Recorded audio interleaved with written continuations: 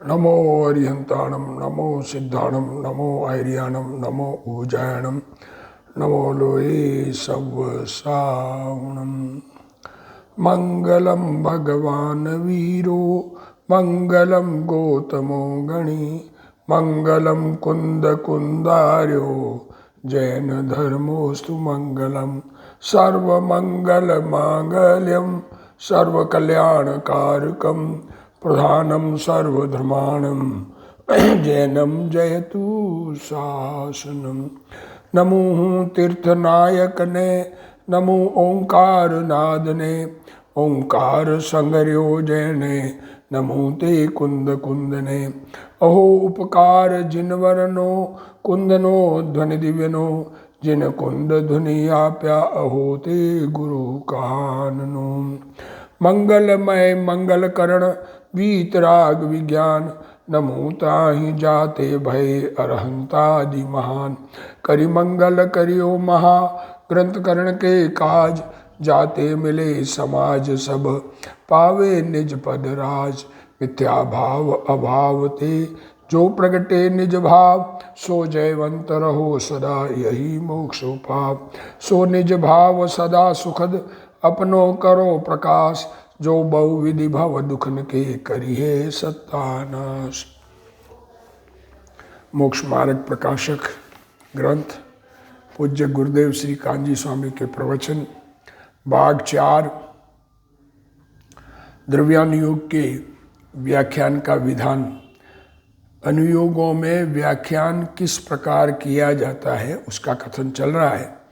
द्रव्यानुयोग का कथन चल रहा है पेज 79।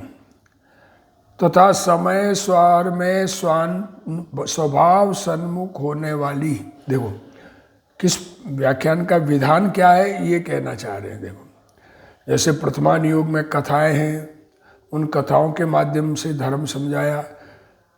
कर्णानुयोग में लोक आदि का कथन, गुणस्थान मार्गणा का कथन। चरणानुयोग में आचरण का कथन और द्रव्यानुयोग में वास्तविक आत्मा के भावों का कथन। धर्म वास्तविक धर्म का कथन द्रव्यानुयोग में होता है। द्रव्यानुयोग के अभ्यास से धर्मात्मा होने पर बाकी अनुयोग सब समझ में आते हैं, सही समझ में आते हैं। सारे अनुयोग कार्यकारी है, ये बात भी आगे आएगी। अभी कह रहे हैं देखो स्वमय सार में स्वभाव सन्मुख होने वाली पर्याय को द्रव्य के साथ अभेद कह देते हैं। जो पर्याय अपने चैतन्य भगवान को देखती है वो पर्याय द्रव्य से एक मेक कह दिया गया है। पर्याय कभी भी एक मेक होती नहीं क्योंकि हर समय बदल रही है। द्रव्य से पर्याय एक मेक हो सकती नहीं है, पर कह देते हैं। जैसे कि अनुभूति है वही आत्मा है। अभी ये शब्द तो कहा अनुभूति है वही आत्मा है, पर उसका भावार्थ कैसे होगा कि अनुभूति में जिस आत्मा के दर्शन हुए ऐसा कह देते हैं अनुभूति है वही आत्मा है, जबकि आत्मा के दर्शन हुए वो आत्मा है और अनुभूति तो दर्शन करने वाली है। जबकि यहाँ जीवादि अभेद होने पर भी द्रव्य गुण पर्याय के भेद पाड़ते हैं, यह भी युक्त है। देखो अभी है तो अभेद, वस्तु स्वरूप तो अभेद है, चैतन्य भगवान है, पर उसके भेद करके समझाया। किसी चीज़ को समझाना हो तो उसमें भेद करना पड़े। कपड़ा है, माप कर 100 मीटर कपड़ा है तो 100 टुकड़े हैं क्या उसके भेद करते हैं। सफ़ेद है वो कपड़ा, कपड़े में सफ़ेदी है, चिकनाई है, ऐसे ये बात करते हैं। सोने में चिकनाई है, पीलापन है, ऐसे बात करते हैं। तो ये भी युक्त है। आत्मा के बारे में द्रव्य गुण पर्याय का भेद करके कथन करना युक्त है। समय सार में यह कहना गुण पर्याय के भेद का आश्रय करने से राग होता है। देखो अब समय सार ग्रंथ में क्या कहेंगे कि गुण पर्याय को देखेंगे, अनंत गुणों को देखेंगे तो रागी जीव को राग होता है। पर्याय को देखने से राग होता है और पर्याय तो मिटती है। पर्याय अपनापन पर्याय में करेंगे तो अस्थिर भूमि पर खड़े हो आप। द्रव्य स्थिर है तो स्थिर भूमि पर खड़े होकर अस्थिरता खड़ा होने वाली, अनुभव करने वाली पर्याय है। और पर्याय स्थिर त्रिकाली ध्रुव भगवान में एकत्व करती है तो सुख के निर्विकल्प होकर सुख की उत्पत्ति होती है। पर जब पर्याय कोई अपना मानेंगे तो राग होता है। इसलिए भेद को गौण करके, तेरे में भेद, इसलिए गौण करके कहा कि तेरे में भेद है ही नहीं। भेद, गुण भेद नहीं है, ये नहीं, गुण तो है, पर उन गुण भेदों के विकल्प से स्वरूप अनुभूति नहीं होती।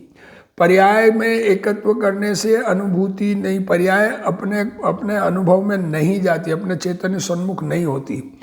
तथा वीतरागता होने के बाद, जब वीतरागी हो गए तो भेदाभेद स्वरूप वस्तु को जानता है, ऐसा कहा है।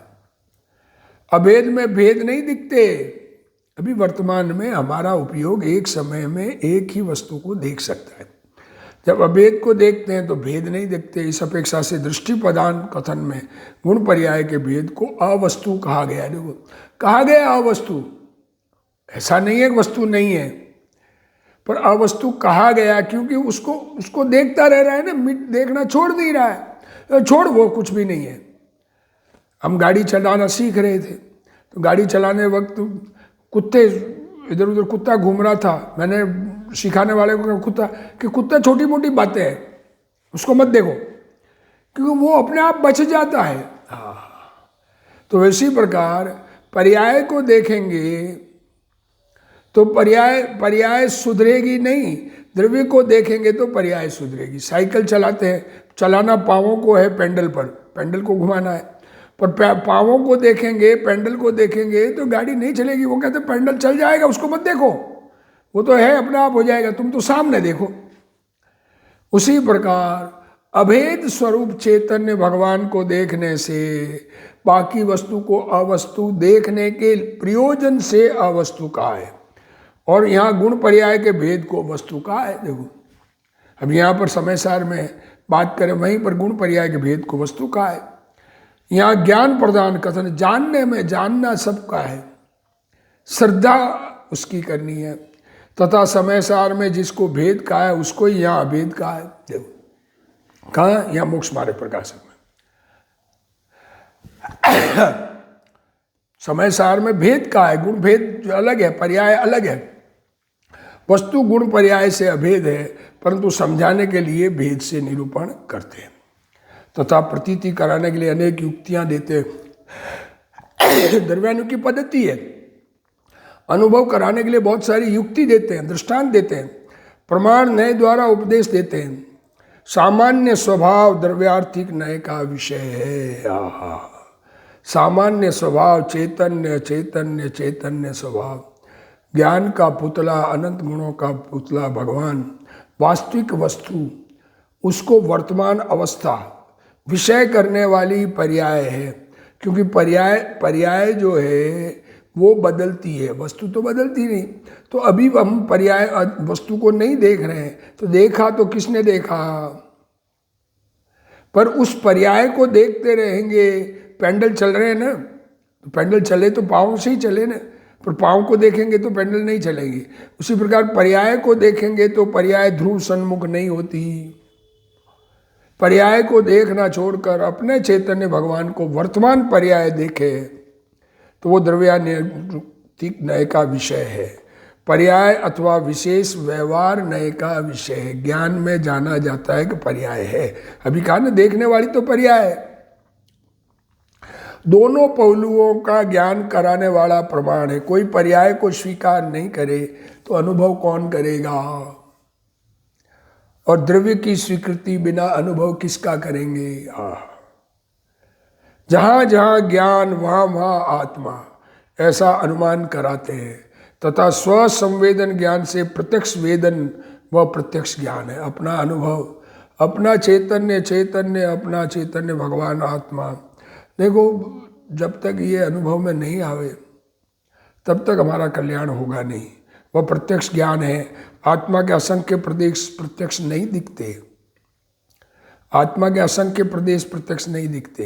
असंख्य प्रदेशों का ज्ञान में ज्ञात नहीं होता वर्तमान में, पर अनुभव, सुख,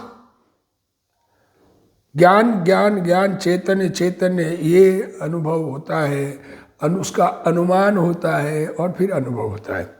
वस्तु की प्रतीति कराने के लिए स्वर्ण का दृष्टांत देते हैं। देखो, सोने में गुण भेद रूप विशेष है, परंतु सामान्य में विशेष नहीं है। इस प्रकार दृष्टांत देकर वस्तु की प्रतीति कराते हैं।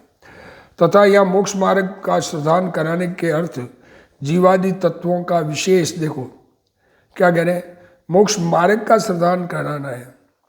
अनादि से मिथ्या मार्ग को मोक्ष मार्ग मान रहा है, अपने सुख के मार्ग को आज तक जीव प्राप्त नहीं किया है, तो सुख के मार्ग को प्राप्त कराने की श्रद्धा कराने के लिए जीवादि तत्वों का विशेष बताते हैं। जीव जीवाश्रो बंध संबंध निद्रा मोक्ष, जीव पुद्गल धर्म अधर्म आकाश काल, उनका विशेष बताते हैं, उनके युक्ति से सिद्ध करते हैं, हेतु से सिद्ध करते हैं, दृष्टांत से सिद्ध करते हैं, तो निरूपण करते हैं। वहाँ स्वपर भेद विज्ञान आदि जिस प्रकार हो, देखो जिस प्रकार अपना चैतन्य भगवान शरीर से जुदा अनुभव में आवे, छूटे देहाध्यास तो नहीं करता तू कर्म, नहीं भोगता तू तेहनो, एज धर्मनो मर्म। स्वपर भेद विज्ञान जिस प्रकार हो उस प्रकार जीव जीव का निर्णय करते हैं, तथा वीतराग भाव जिस प्रकार हो उस प्रकार आसुर आदि का स्वरूप बताते हैं। राग मिटना चाहिए। 7 तत्वों की बात की। स्वपर भेद, देखो स्वपर भेद विज्ञान पर द्रव्य और अपना 6 द्रव्यों का कथन किया। अपने चैतन्य भगवान अन्य आत्मा से भी जुदा है ऐसा प्रकट बताते हैं। और आश्रवादी राग दुखकारी है तो उनका स्वरूप बतलाते हैं। और वहाँ मुख्य रूप से ज्ञान वैराग्य के कारण जो आत्म अनुभव अनादि है उनकी महिमा गाते हैं। मोक्ष मार्ग का श्रद्धान कराने के लिए द्रव्यादि योग में 7 तत्वों का कथन हेतु और युक्ति में से करते हैं। गुरुदेव श्री इसको समझा रहे इसी बात को। जीव और अजीव भिन्न भिन्न चीज है। क्या कहा? ये शरीर मुझसे जुदा है। शरीर, जो चीज मुझसे जुदी हो उसका काम मैं नहीं कर सकता, ये समझना पड़ेगा। हर द्रव्य अपने में स्वतंत्र परिणमन करता है। जीव और अजीव भिन्न भिन्न चीज है। आत्मा, कर्म, शरीर और वाणी सब भिन्न भिन्न है, ऐसी श्रद्धा कराते हैं यहाँ द्रव्यादि योग में। शरीर के कारण आत्मा और आत्मा के कारण शरीर नहीं है। ये शरीर आत्मा के कारण, आज शरीर के कारण है, उसका बनावट उसके कारण है, आत्मा की बनावट आत्मा के कारण है, आत्मा के पर्याय का परिवर्तन आत्मा में है, शरीर की पर्याय का परिवर्तन शरीर में है, कर्म कार्माण वर्गणा की पर्याय का परिणमन कर्म में है, ये वाणी का परिणमन भाषा वर्गणा में है। कर्म के कारण विकार और विकार के कारण कर्म नहीं है। कर्मों के कारण आत्मा में विकारी भाव होता है और विकारी भाव के कारण कर्म बनते हैं। ऐसा निमित्त नैमित्तिक है। बंध जाते हैं तो निमित्त है, नहीं बंधते तो नहीं भी बंधे। आत्मा स्वयं ज्ञानानंद स्वरूप है और शरीर आदि पर है। इस प्रकार दोनों को भिन्न भिन्न बतलाते हैं। एक दूसरे को संयोग संबंध होने से कथनचित एक कहलाते हैं। ये एक कहा, शरीर और आत्मा ये एक, ये आत्मा और शरीर और मैं चैतन्य भगवान, ये एक कहते हैं।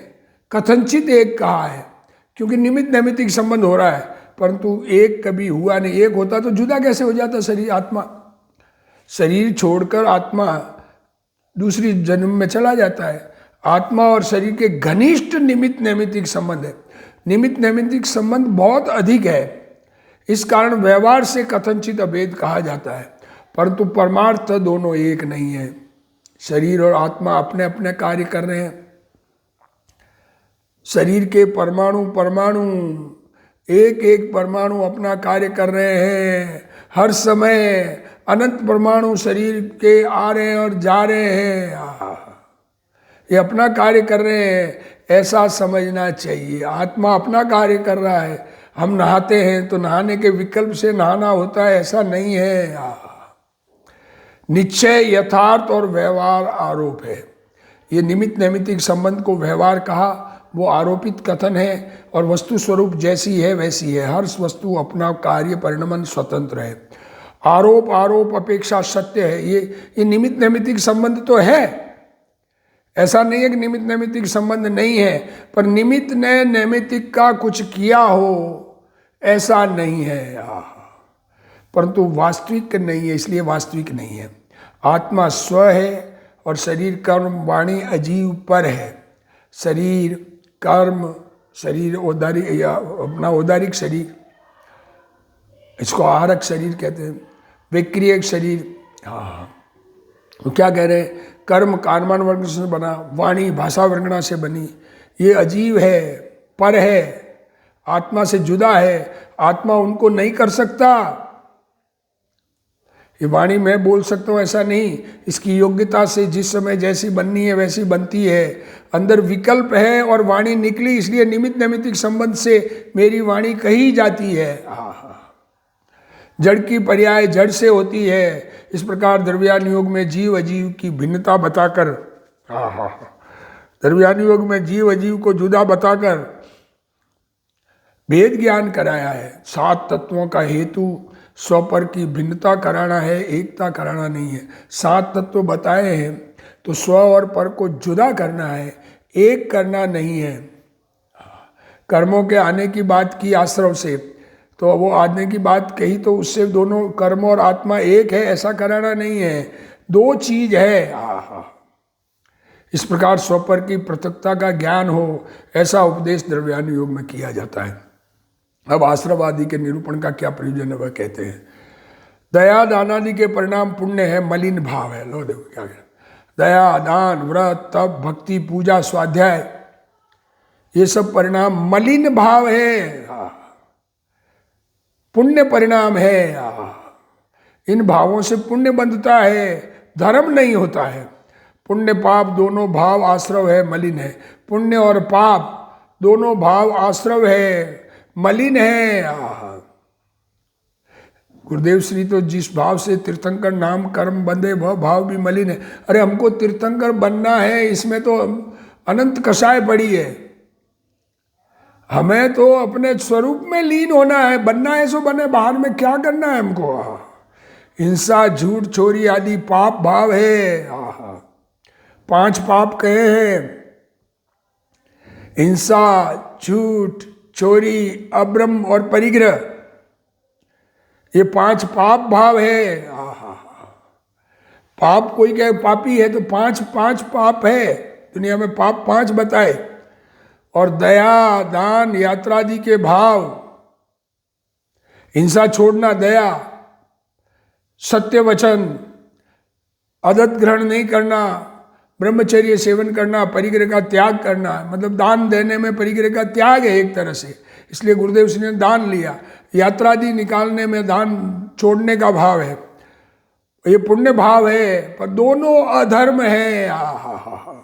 उनका स्वरूप वीतराग भाव कराने के लिए बतलाते, वो स्वरूप बतलाया है, वो अपने में वीतराग भाव प्रकट करने के लिए बतलाया है। वहाँ पुण्य छोड़कर पाप कराने का प्रयोजन नहीं है। ऐसा नहीं कहना चाह रहे पुण्य है कहकर पाप कराना है। पुण्य छोड़कर कोई पाप में लगे तो वो तो गड्ढे में गिरना हुआ, जमीन पर खड़ा है उसकी जगह गड्ढे में गिरना हुआ। पुण्य छोड़कर पाप में लगने का उपदेश नहीं दिया है कहीं पर पुण्य छोड़कर धर्म में लगने का उपदेश दिया है। प्रयोजन भूत दृष्टि बदलाने का है। प्रयोजन क्या है?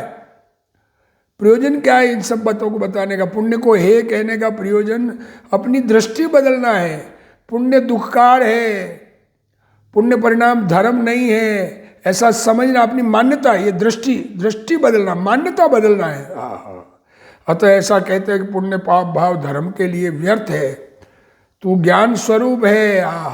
मैं ज्ञान स्वरूप चैतन्य भगवान हूँ, मेरा स्वभाव निर्मल है, ऐसा तेरा स्वभाव निर्मल, ऐसा कहते हैं वहाँ। इस प्रकार राग आदि की अपेक्षा छूटकर वीतराग भाव प्रकट हो, ऐसा कथन करते हैं। तात्पर्य है कि जीव अजीव का भेद बताने का प्रयोजन भेद ज्ञान कराने का है। जीव अजीव 2 चीज है, इनका बात बताई, जीव क्या करता है अजीव क्या करता है, तो दोनों में भिन्नता करना है, अपने से अजीव को जुदा करना है। ये भेद विज्ञान करना है। मेरे से मैं आत्मा जीव हूँ और ये शरीर आदि अजीव है। और आश्रवादी के निरूपण में आश्रव की बात कही तो पुण्य भाव कराने का नहीं है। आश्रव कहने में पुण्य की बात कही कि पाप छोड़कर पुण्य में लगता है, पुण्य छोड़कर धर्म में लगता है, तो ये पुण्य कराने का नहीं है, वीतराग भाव प्रकट होने का हेतु है। भाई द्रव्यान योग में जैन दर्शन का मर्म है। द्रव्यान योग के ग्रंथ जैन दर्शन के मर्म को बताते हैं, इसलिए द्रव्यान योग को सही प्रकार से समझना चाहिए। इसकी बात को देखो, जिस अपेक्षा कहा है, बात दृष्टि बदलने की कर रहे हैं और तुम क्रिया बदलने में लग जाओ तो कैसे चले। हम बदलते क्रियाएं, बात तो दृष्टि बदलनी है। पुण्य परिणाम अंदर में होते हुए पुण्य धर्म नहीं है, पुण्य से लाभ नहीं, ऐसा मानने से कितना अंदर में से शांति आती है, इसका विचार करना। पुण्य करने की बुद्धि छूटने से अपनी अपने अंतरंग शांति की बात है, पर पुण्य से धर्म होता है ये मानने पर पुण्य करने का इतना अधिक लालच आ जाता है। हाँ, परंतु हमें तो नयातिक्रांत होना है। हाँ, प्रश्न किया है। प्रश्न क्या किया कि हमें तो नयातिक्रांत होना है, हमें तो नए से जुदा चेतन भगवान होना है। तो अगर पहले निश्चय और व्यवहार को समझे बिना, नए का स्वरूप समझे बिना नयातिक्रांत नहीं होता है। ज्ञान में दोनों नए ज्ञात होते हैं। अनुभव में निश्चय का विषय है, अपनापन निश्चय के विषय में है। ये समझे बिना नयातिक्रांत नहीं हो जाता, इसलिए पहले यथार्थ ज्ञान करना चाहिए। सीता जी जंगल में गई, तब किंचित रुदन आ गया। देखो क्या दृष्टांत दे रहे हैं, पर्याय की योग्यता की बात कर रहे हैं। द्रव्य से अपने आप को भगवान स्वीकार किया हुआ है, सम्यक दृष्टि धर्मात्मा सीता जी जंगल में गई तो थोड़ा सा रोना आ गया, क्योंकि पर्याय में कमजोरी है, तो भी अंतर्दृष्टि सम्यक दृष्टि का अभाव नहीं हुआ है। उन्होंने रामचंद्र जी को संदेश भिजवाया कि सीता को छोड़ दिया, परंतु अपने आत्मा के धर्म को मत छोड़ देना। अरे जगत छूटे, अपना चैतन्य भगवान न छूटे। अरे दुनिया के भगवान में कुछ नहीं है, ये अपना चैतन्य भगवान अनंत सुख देने वाला है। पर्याय को, जो पर्याय अपने भगवान में अपनापन करती है वो पर्याय सुखी हो जाती है। इस प्रकार दृष्टांत में भी वीतराग भाव का प्रयोजन है। मूल चीज आत्मा की दृष्टि है। द्रव्यान योग के बिना भव का किनारा नहीं है, और सत समागम के बिना द्रव्यान योग समझ में नहीं आ सकता।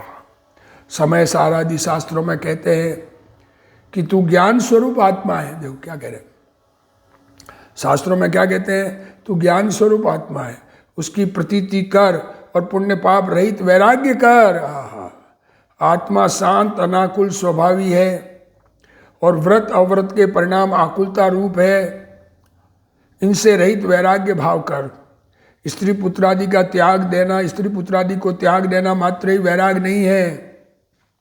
घर बार छोड़ के बाहर घूमने निकलना, बाहर जाना, अकेला रहना, मुनि बनना, निर्ग्रंथ बनकर जंगल में रहना, ये वैराग नहीं है। आत्मा ज्ञान स्वभावी है, और पुण्य पाप विभाव उस स्वभाव में नहीं है।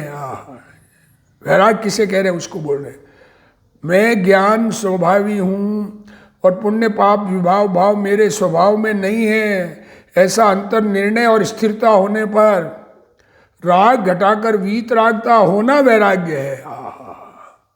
राग घटना, वीतरागता की उत्पत्ति होना, उसका नाम वैराग्य है। ये समझे बिना स्त्री पुत्रादि छोड़ देना। ये तो अंदर से ममता छूटेगी तो अपने आप छूट जाएंगे, तो मोह गर्भित हो के वैराग्य है। स्त्री पुत्रादि को बुरा जानकर छोड़ रहा है, इसलिए मोह गर्भित वैराग्य है। यह सच्चा वैराग्य नहीं है। अपनापन पहले छूटे फिर अपने में से छूटे। ज्ञान आवे, आत्मज्ञान हो और वैराग्य न हो तो प्रश्न है। क्या प्रश्न है कि ज्ञान आवे, आत्मज्ञान हो और वैराग्य न हो तो, ऐसा वैसा प्रश्न किया तो उत्तर दे रहे प्रकाश होवे और अंधकार का अभाव नहीं हो। अरे करोड़ों वर्षों का अंधेरा हो, अनादि का अंधकार हो, एक दिया सलाई जलाते ही उजाला होता है, अंधेरा भाग जाता है। अंधेरा और उजाले का संबंध नहीं है। सूर्य उगे और उजाला न हो, दिन न उगे, ऐसा प्रश्न है, रात रह जाए। अरे अपने आत्म स्वभाव का ज्ञान हो और वैराग न हो, ऐसा नहीं हो सकता। जहाँ प्रकाश होता है वहाँ अंधकार स्वयं मिट जाता है। इसी तरह सम्यक ज्ञान होने पर पुण्य पाप के अभाव से वैराग्य भाव होता ही है। आत्मा के अनुभव से ज्ञान वैराग्य होता है। आत्मा का अनुभव होने पर आत्मा का ज्ञान और पर पदार्थ से, क्योंकि आत्मा चेतन स्वभावी भगवान सुख का सागर, तो फिर पर से लगाव रहेगा कैसे? क्योंकि पर से लाभ बुद्धि छूट गई। जीव ने आत्मा के भान बिना, आत्मा को समझे बिना क्षोभसम ज्ञान किया, याद किया आत्मा जुदा शरीर जुदा, ऐसा याद किया पर अनुभव नहीं किया, परंतु उसका कोई मूल्य नहीं है। और याद किया उसका मूल्य नहीं है। ज्ञानानंद स्वभावी आत्मा के अनुभव का कार्य ज्ञान और वैराग है। ज्ञानानंद स्वभावी आत्मा अनुभव में आवे, इसका काम ही ज्ञान और वैराग है। पर वस्तु को छोड़ना वैराग्य का तथा शास्त्र पठन ज्ञान का कारण नहीं है। देखो क्या कह रहे, पर वस्तु छोड़े तो वैराग्य आवे, ऐसा नहीं है। और शास्त्र याद हो तो ज्ञान हो, ये नहीं है। शास्त्र का ज्ञान और पर वस्तु छूटना वैराग्य, ऐसा ज्ञान वैराग्य नहीं है। आत्मा का ज्ञान, और जब आत्मा में अपनापन आ गया तो पर पदार्थ अपने नहीं लगते, इसका नाम वैराग है। आत्मा अपना अनुभव करे तभी ज्ञान वैराग होता है। बाह्य वस्तु तो पर है, आत्मा में उसका प्रवेश नहीं है। तथा पुण्य पाप विकार है, उनसे दूर हटकर आत्मा का अनुभव करने से ज्ञान वैराग्य होता है। आत्मा का अनुभव ज्ञान है और राग का घटना वैराग्य है। इस प्रकार यहाँ दो बातें की है। क्या की है? जीव का भेद ज्ञान कराकर श्रद्धा कराई है। जीव चैतन्य भगवान, पुद्गल धर्म अधर्म आकाश काल अजीव, ये मुझसे जुड़े हैं। अन्य जीव भी मुझसे जुड़े हैं, क्योंकि अन्य का ज्ञान मेरे काम का नहीं। ऐसा करके आत्मा की श्रद्धा कराई, भिन्न आत्मा चैतन्य भगवान की श्रद्धा कराई। और आश्रव आदि का स्वरूप, आश्रव बंध, जीव अजीव, आश्रव बंध, संवर निर्जरा और मोक्ष। तो आश्रव का स्वरूप बताया, संवर का स्वरूप बताया, निर्जरा रूप बताया, वीतराग भाव होने के लिए बताया, ये सात तत्व का स्वरूप वैराग होने के लिए बताया। जगत से आत्मा में अपनापन और जगत से परायापन, पुण्य पाप की रुचि छूटे, आश्रव की रुचि छूटे, आश्रव दुखकार घनेरे लगे, आश्रव दुखकार घनेरे, बुद्धिवंत तिन्हें निरवेरे। अरे बंद दुखदायक लगे, अभी तो जिसको बंद सुखदायक लगता है कि भगवान बनूंगा, तीर्थंकर बनूंगा, बाहर में दुनिया पूजेगी, अभी जिनको दुनिया की मान बढ़ाई की भावना है, तो वो वीतराग भाव नहीं हो सकता। जगत मुझसे जुदा है, पहला जगत मुझसे जुदा है, और दूसरा राग से मुझे लाभ नहीं है। पुण्य परिणाम से अनुकूलता मिलेगी तो उससे लाभ नहीं है। चैतन्य भगवान में एकाग्रता होने पर लाभ है। इनमें आश्रव बंध है। देखो आश्रव और बंध है, तो आश्रव कौन सा है? कि पाप को तो आश्रव मानते हैं लोग, पुण्य को आश्रव, शुभ भाव, दया दान व्रत भक्ति के भाव, वो आश्रव है। और बंधन, नरक का बंधन बुरा और स्वर्ग का बंधन अच्छा, ये बंधन को उपादेय मानना है। स्वर्ग में बंधन, स्वर्ग का बंधन हो कि नरक का बंधन हो, दोनों है छोड़ने लायक है। और संवर होने पर सुख होता है। अपने चैतन्य भगवान का अनुभव, वर्तमान पर्याय चैतन्य भगवान को देखे, उसका नाम संवर, उससे सुख होता है। और वो सुख की अनुभूति, उसमें लीनता, एक देश लीनता, वो निर्जरा, वो सुख बढ़ गया। और फिर पूर्ण लीनता, उसका नाम मोक्ष है, वो पूर्ण सुखी है, ये उपादेय है। संवर निर्जरा मोक्ष उपादेय है, आश्रम बंध हे है, जीव से अजीव जुदा है। इस प्रकार 7 तत्वों की श्रद्धा कराई। इस प्रकार द्रव्यान योग में सम्यक दर्शन ज्ञान चारित्र रूप, देखो जो संवर निर्जरा मोक्ष स्वरूप है, संवर निर्जरा स्वरूप है, वो मुनिराज है। आत्मा का अनुभव, ज्ञान और लीनता, ये सम्यक दर्शन ज्ञान चारित्र, ये मोक्ष मार्ग है। इसका स्वरूप की श्रद्धा द्रव्यान योग में कराई गई है। अब इसका और चर्चा चलेगी आगे। अभी जिनवाणी स्तुति। हे जिनवाणी भारती, तोई जपू दिन रैन, जो तेरा शरणा गए सो पावे सुख चैन। जावाणी के ज्ञान ते सूझे लोकालोक, सो वाणी मस्तक नमो सदा दे तू ढोक। जिनवाणी मात की जय।